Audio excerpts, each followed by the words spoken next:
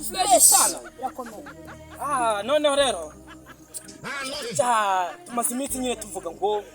muri ya marushanwa y'impano sibyo ariko twasanze nyine impano rwose tuzifite turi mu cyaro bavuze ngo ntabwo birya danje mari muri niba rero twahamagara nyine nk'aba baragafashe ukuntu badufasha na kubura ako kantu kaba ariko kubura abantu baba baragafashe hari abantu nyine bafashe nk'abantu baba bafite impano nyine zigiye zitandukanye cyane nyine tuyako natwe batunyurizaho nyine nari mfite izumwe nyine muri bari abagafashe cyangwa babiri reka twumve ko hari icyo badufasha nyine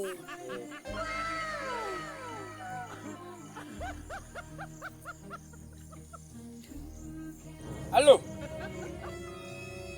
meze bite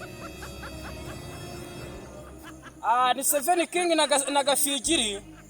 nyine twe dufite impano y'urwenya kuko turakubita byatari niyo tugenda twebwe tuba dusekeje niyo dusura tuba dusekeje yewe niyo ewan ikintu cyose twe tuba dusekeje yarumva twe dufite impano byadanje Gafigiri nayo ndifite impano mfite ngo niyo kubyina Gafigiri ayifite rero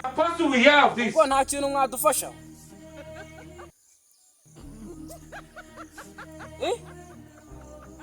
nta kintu yadufasha ngo uretse dufite ibihumbi 100 natwe ntabwo twifite ese turi kubafasha ubufasha ariko dufite amafaranga kweri reka dukorenga ikindi twumve ni icya kabiri nizo mfite zonyine allo umva nyine twebwe dufite impano none nta kintu mwadufashe twebwe tuzi gukina amadanse tuzi gukina za byenda gushinyika zose nyine impano zose wumva turazifite nizo gucenga tukararira mu izamu tuzi tugeze nyine dutsinda kweri okay ibihumbi amaye pop ibihumbi 200 mwa ariko rero impamvu ni impano zo mu Rwanda zidatera imbere usanga abantu bagafashe